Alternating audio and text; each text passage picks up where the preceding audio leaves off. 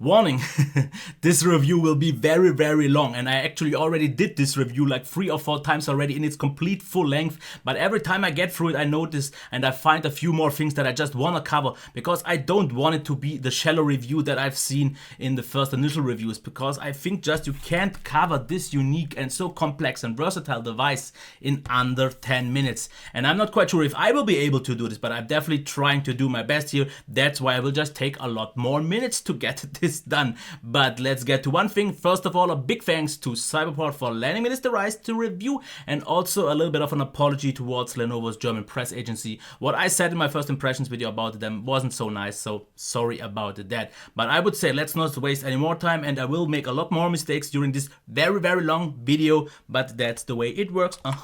So let's get into the design and build quality. It is very light. As you can see, it's also very thin and very compact. And yes, I know a lot of people are complaining about the fact that the bezels are quite huge, but believe me, that is fine, because after all, you have the keyboard here that would be even smaller if not that would be the case. So get over it, you will be fine. I still think there are a few minor build quality issues, because as you can see through this. This could be maybe just due to the fact of the band wrist hinge. I'm not quite 100% sure, but after all, as you can see here, there are a few things that are not aligned properly, and it just doesn't look always right. But this is from someone who's very picky, I mean me, and I just wanted to point that out. But in normal use it was no issue at all, and the device itself still feels great and you get your money's worth. In terms of ports, you have micro USB. It would have been definitely nice to have along maybe as well a second USB Type-C port, just to be a little bit more future proof, especially on a device that is supposed to be futuristic like this. It's a little bit sad to see. Here we have SIM card tray, since this is the LTE version. Micro HDMI, I tried it, and yeah, besides being maybe one of the few ones that did, and it works. You can mirror the screen just nicely, and you then get just a way bigger screen to enjoy your productivity attempts way more. Here we have one of the 2 speakers, with the second one being here. You also get the power button and volume rocker, both feel and sound very nice, tactile good, and the headphone jack.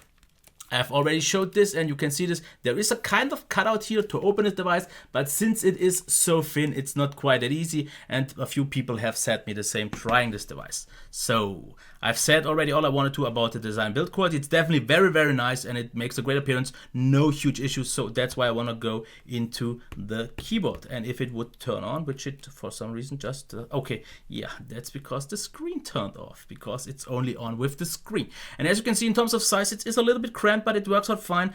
And as I already said in my first impressions video, the typing experience is better than I expected, but it's not the very best one. And because of a few things, some people maybe turn it off, some people maybe not so much, because one thing that I want to show, if you have something you want to write down, you can type on it, as you can see here. But there is also a different kind of keyboard option. For example, here if you use touch Paul, where it will give you suggestions. So all you have to do is now type something and then hit, for example, the 1. If you hit the next button, you will get, for example, the 2.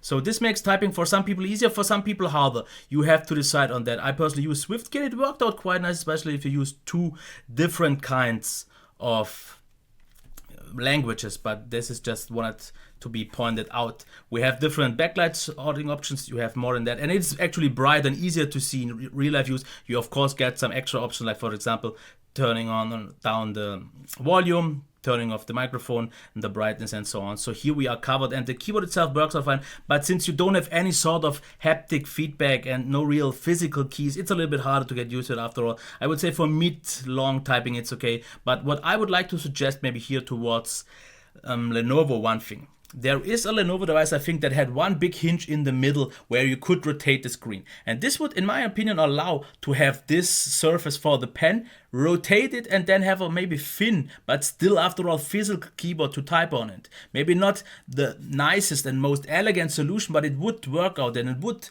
make the device, in my opinion, a lot better for productivity. But I just wanted to cover that. I will get into the pen just a little bit later, but I want to actually go along and talk about the display now to cover the whole the rest of the hardware. In terms of the display, I actually think that the white point is set really nice, and it is a good to maybe even very good display, because the black also very uniform, no light bleed at all, and quite deep.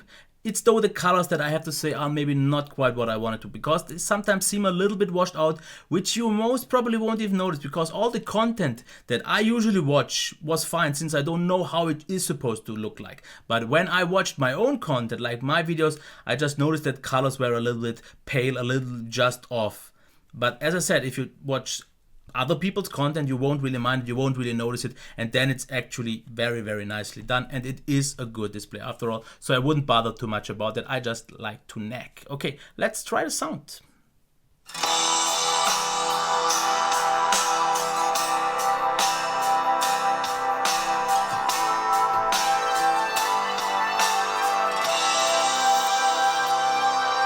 My initial impressions were absolutely fine, because the speaker on its own sounds really, really good, and I would say it's very good, because the maximum loudness was absolutely more than fine, and I could easily use this in my kitchen when I was usually watching my podcast and so on, and hear everything without the Bluetooth speaker. The sound is also very rich with clear highs, so the quality is good, and something that is definitely worth pointing out is that we have a Dolby Atmos software, because if we enter that, you get more options, you get an equalizer, you can, for example, select surround virtualizer, dialogue enhancer, and volume, and you can set different ones, and it definitely makes a big difference, because just to quickly show that off for you to see the difference.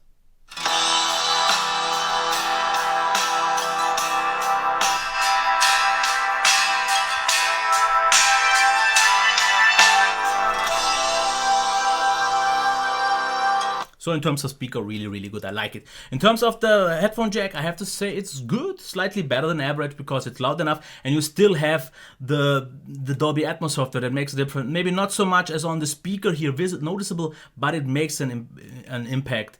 Even though I still have to say, as on every other device, it could be louder, but that seems to be me. Even though I have good ears, I want it just louder. Maybe I hear louder as anyone else. So let's cover the performance here. And that is something that I want to start off with one thing. Chrome. Because in my first impressions video I've said that Chrome works very, very laggy, as you can see here, and it did not perform well at all, even though the older engine browser worked out just fine. And I said I would do a factory reset to try if that would change, and it did not. But what I did though is try Chrome Beta, and as you can see here, this now works absolutely perfect. Fast render loading times, scrolling is buttery smooth, and the device just performs great. And not just here, because if you use, for example, a Twitter app, buttery smooth, super great, and with 4 gigs of RAM, absolutely can handle everything. I also said Google Plus was lagging quite a lot, which improved though since they released an optimized version here of Google Plus, and it works out way better here, as you can see here. It works even better so in the 2-column view, if you use that in portrait. Absolutely nice. So the performance of this device overall is absolutely spot on. You can do whatever you want in a really great fashion. And I'm not quite so sure if that performance experience will be the same on the Windows version, since after all, Windows is a little bit more demanding than this mobile OS. But the day-to-day use here is absolutely top and really, really good. And that's why I want to cover now the games. And games run really, really nice, and the performance overall is very good, though I have to mention that it seems to be kind of locked at 30 frames, maybe even just 25 frames, but therefore pretty much no slowdowns at all. It sits constantly at those 25 to 30 frames in all games, even faster ones, and it looks great, and overall it's playable at all times absolutely fine. And especially since you have the bigger screen and you use maybe a Bluetooth controller to play your games, it's a way nicer experience and just more immersive. But also, since this is a 10.1 inch display with 1080p, you see a lot more grain, so you'll see a lot more pixels here. But especially if you are a little bit further away now with the controller or whatever you want to use it with, the gaming experience is really, really nice. But there is options for better things if you have just a few more frames, but this is just something minor to say. So I would say let's go to the battery. Full charge takes 3 hours and 5, and since this is an Intel chip and they usually don't support something like quick charge, it seems maybe long, but for a device of this battery life, it's absolutely fine with the size of the battery. 10% for 60 minutes of YouTube sounds really good, and it looks like you could get like 9 or 10 hours of use out of this device, and everyone praises the battery life. I'm just personally one that has to say I did not quite reach that, because over the course of one day it always looked like 9 or 10 hours, but on one day it would end like more at something like 8. But what I noticed in normal use over the course of 1, 2, or even 3 days, that the standby drain, thanks to Android and the Intel chipset that isn't so efficient in standby, is not that great. And what I usually got is around 7 hours of screen on time with about 35% of brightness, which is still good. But if you use it on one day, it will be more than good enough, because I don't think you will need it 8 or 9 hours a day. But if you want to use it for multiple days, like 2, 3, or maybe even 4, you won't get all that great of a battery life. That was my experience. I've seen people getting a lot better things, but that's just what I wanted to point out. So let's get into the software. And the first thing that I want to show off is actually here, before I'm going into some of the things, that we have this kind of a launcher. It's a little bit weird, and we have the actual app tray here, which is definitely nice to see. Of course, we have customizable quick settings, and you can see actually more than usually. If we go into the settings, you see this looks a lot like stock Android, which is definitely nice to see, and I definitely a lot to appreciate it. I've already talked about the Halo keyboard. What else do we get? We get Intel Smart Video, which enhances the video, even though I don't really see the big difference here. We have AnyPen, so you could use this display with something else as well. So you could actually use it with this tip as well, just anything that is conductive, as it's already saying here, and it works out quite nice. What else in terms of display? Not too much to say here. Looks everything very standard. Of course, you can show the battery, and so you have HDMI options. As you can see here, you can have it disconnected, adjust the modes, and overscan, and so on. So I've tried it and it works. It is good. But other than that, it's pretty much standard cost, and that is okay in my opinion. What I like to see though is that the recent apps or recent tasks look a little bit different. You have more visible now. You can end all of those as well. But what is the one highlight that I really know to appreciate? A few of the tablet enhancements, like for example, having the option to, just like in Windows, select every app through this, which makes it way easier to jump between the apps. So now I think it's time to get to the pen. And I want to show off a few of the apps. If you hit the button and are in a different app now, you could make your notes, as you can see here, really nicely. And this, of course, will get, as you can see here now, to full screen once you have it. But as I already pointed out in my review, in my first impressions video, there is one issue here.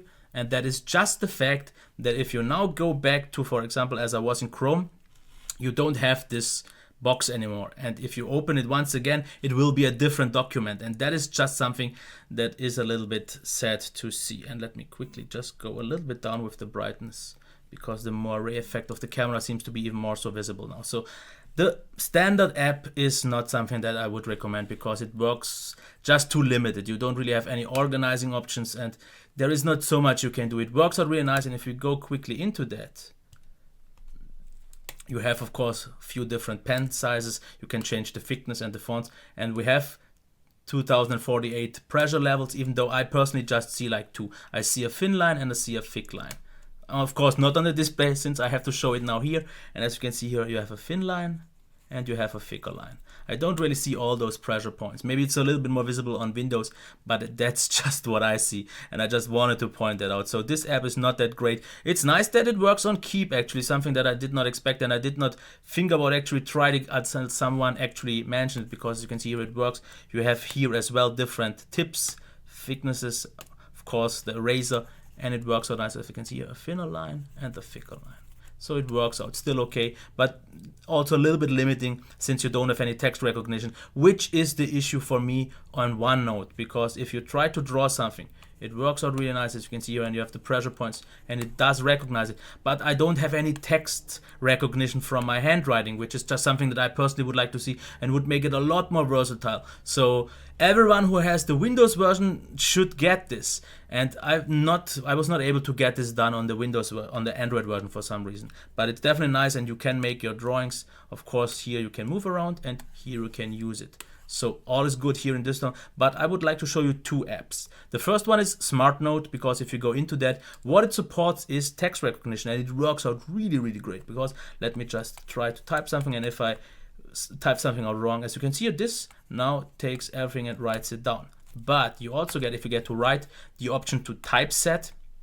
You have 3 different ones available. I think if you pay for the app, you can actually get more. And what it does now is, though, recognize what you wrote and it types it out. And this is really handy, especially if you want that functionality to just write down and have it in a digital form, because this, in my opinion, is very smart. And even though I don't have a nice handwriting. It recognizes everything really, really well. Even in this app get a nice few options, because if you swipe down, it gets you to a different line. Usually you can delete those words. You can even separate words if you strike through. You can bind them back together. You can separate them if you're a different line and get them back. So this is quite definitely the nicest app that I've found to work with this pen, and I think it works really nicely. But there is a second option that I would like to show off actually in Keep once again, because if you maybe want to write something but don't want to use the pen, there is this option to use Stylus Beta, which is an app that is really, really handy, because what it does is it opens here for you to write here again. And this is from the same maker that made the Smart Note app. And as you can see here, it translates all your written words really, really nicely. And this works really fluid. You have a lot more options for different languages. But I think this works so handy. And this could be used, for example, now in OneNote or in Docs.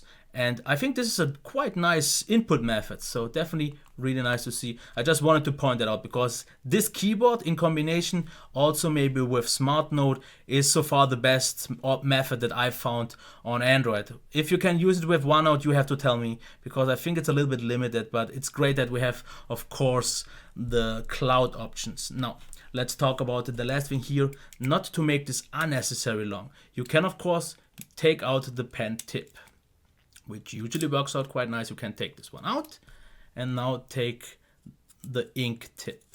And I would maybe not recommend to use this on the display itself, because after all, it's an ink pen. Of course, we have to turn off typeset so we can write something down now. And you can see I could write with this on, but I don't want to, because it's after all an ink tip. But you can use any type of paper. And people have asking me that, and you can see it sees all the lines.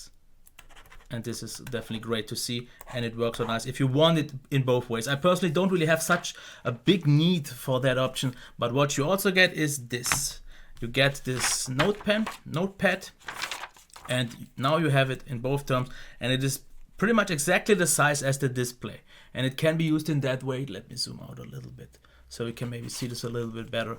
But this is definitely quite handy if you have a use and want it in both ways. Personally, I don't really have a need for my notes to be analog and digital as well, but if you want it. And one thing that I wanted to point out is, for example, you can see me making this line now, which is not on the display for some reason. Okay, now here it is. Here is the line. And if I get this away and maybe want to make a note at some point again, let me get to this point and we'll see that it did not 100% hit that spot. It's very close actually this time, but if you just align it a little bit wrong, like for example now, and you want to spot the middle, you will be far off. So keep in mind that you will have to align it properly for it to work.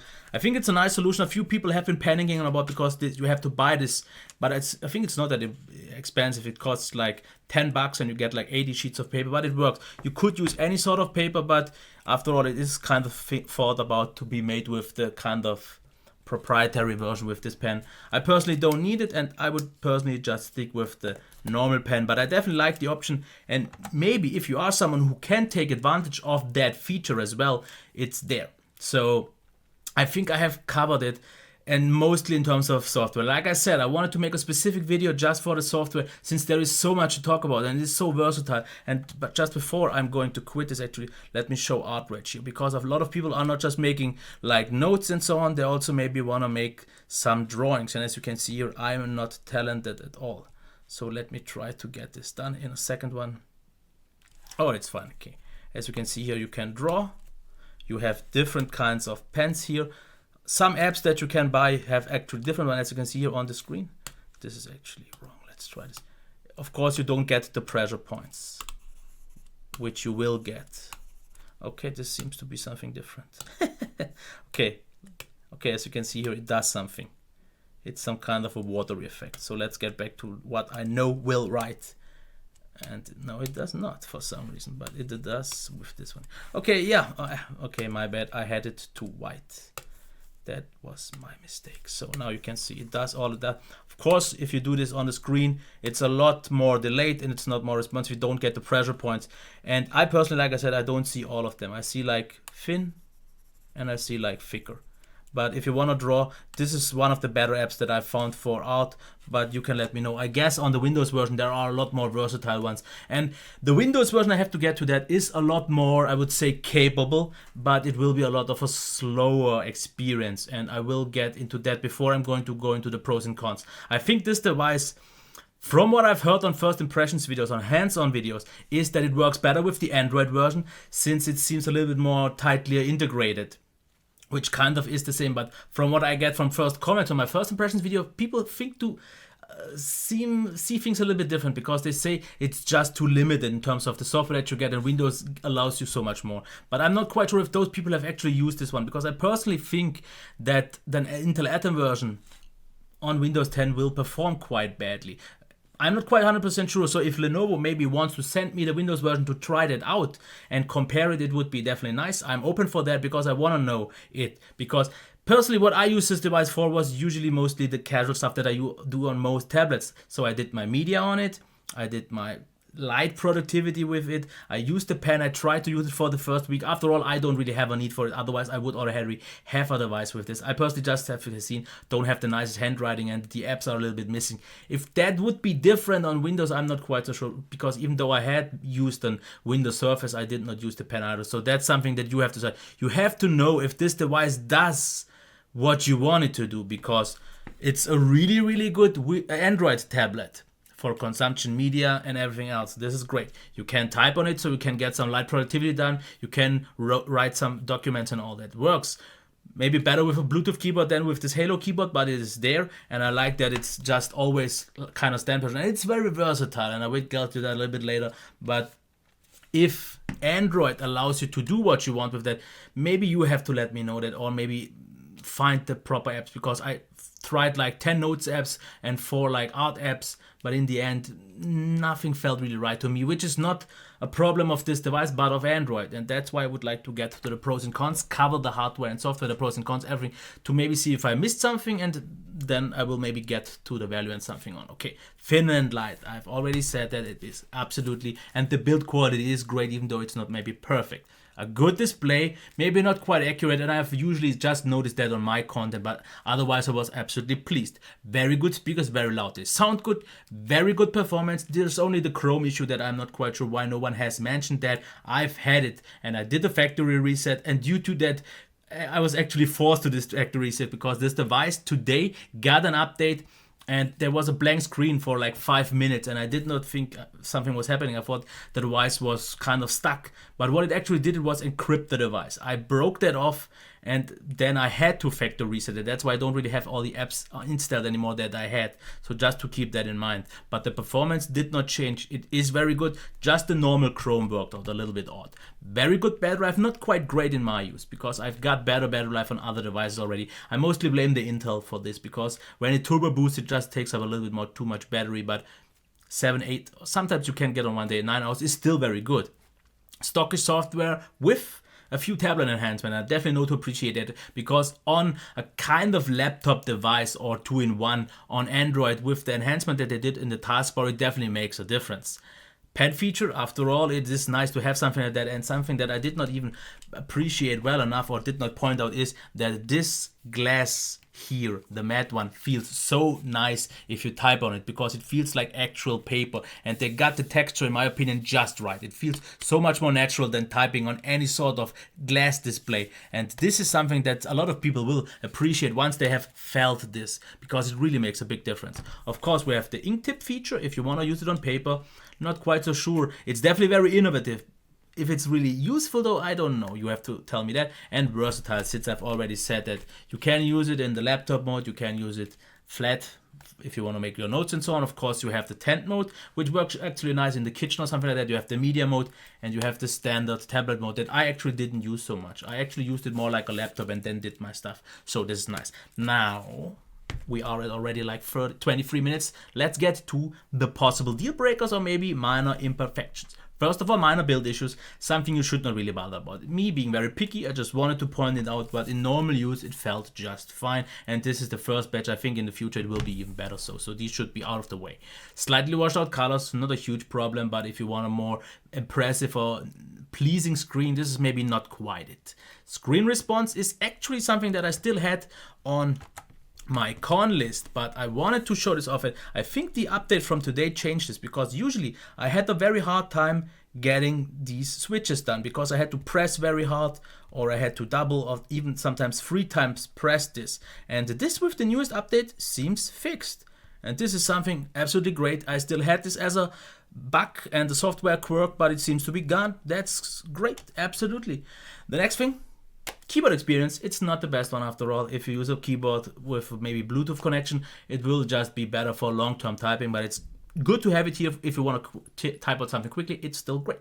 Software quirks, not really actually that much, because what is really, really nice to see that they do try to put out updates for this, because I had the OneNote bug that I've already talked about it, where I wasn't able to write something at a specific point of the display, which was definitely an issue of OneNote, because it didn't happen on any other app, but it did happen here. So that one is also already gone, which was fixed by OneNote though. And then the not entirely thought through concept, because I'm still not quite sure for who this exactly is, because I tried to use it to its full potential, did not quite get it. And what is now here the case, and a lot of students have been asking me this, can I use this for note taking at school? And I can already tell you this, if you have ever used any Android device with a pen and it works out for you, you definitely can, because due to this surface and this typing experience, it felt very natural and like on paper.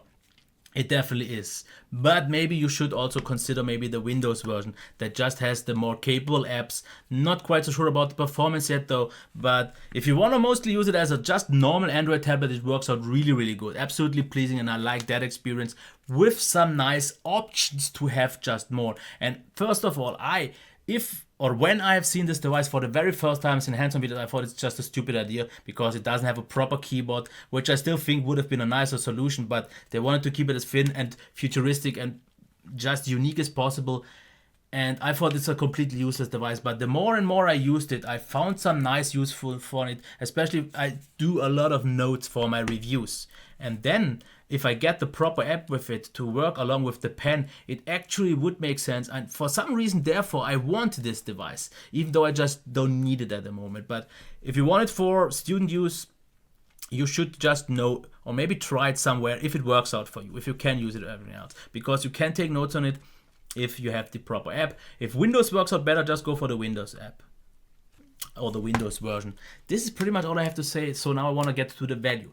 Priced at around $500 for the basic Wi-Fi version. I think that's absolutely okay, because you after all get a very good hardware, and you get the keyboard, you get the kind of stand functionality, which is nice, because not every tablet is so nice to use if you don't have it in hand, and this is great. You have the pen, you have the notepad here, and overall it's, I think, definitely worth what you get in terms of quality, build and design, along with the features here. $500, no problem. You pay like $100 more for the Windows version and additional $50 if you want the LTE version. I think in Germany it's like additional $100, but I think the value is there. Of course, I would have liked to have seen something more powerful, especially on the Windows version, but maybe this is, since this is just the first concept, something that will come in the future, because if they decide to make this again, I've already said what I want to see in the next version, so let's get to that a little bit. If they can make this rotate and give me a physical keyboard, maybe pump the screen up to maybe 11, 12 inches, and maybe put a Core M in this, then I would be highly interested, because then with the physical keyboard, even though it's just maybe a thin one on the other side, I would have a really productive device on Windows with a bigger surface. And if I want to draw something, I just flip that over, can write on it. But this is just wishful thinking. Let's talk about what this is now. And as I already said, it's a great Android tablet. It's a good concept of a productivity device. On Android, I'm not quite so sure if it works out that well, but that's not because of the device, but just because Android on its own isn't all that productive. And I would definitely have appreciated something that I have not even shown, and that is a proper multitasking option. Because, for example, if we take Chrome, you can double tap and then the app will get into a smaller form factor, which I'm not quite sure what just happened now. Let me actually try this.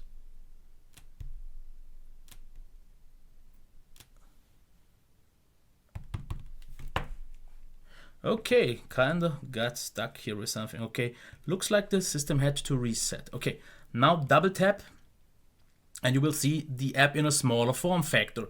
And if you now hit it with this icon, you can use any other app and it will stay above, but this app will always be this size. And it doesn't of course work with all the apps, it's just maybe the standard apps that work out quite okay. But this is not kind of the multitasking that I would have liked to have seen. So with Nougat in a split screen view, this will definitely work out way better, because the small kind of smartphone view is not all that productive for me. But I just wanted to point that out. The multitasking, especially once this get Nougat, could actually get along better, a lot better, and then the whole versatility could become an even completely different thing. And that's all I have to say. The video got 30 minutes like I expected it to be, but I covered it a little bit nicer than in my previous attempts. So therefore, once again, big shout out to Cyberport for lending me this device for the review. So check out the links if you're maybe from Germany, Austria, or Switzerland. I always get that wrong. Once again, sorry to what I said to Lenovo or the press agency, therefore.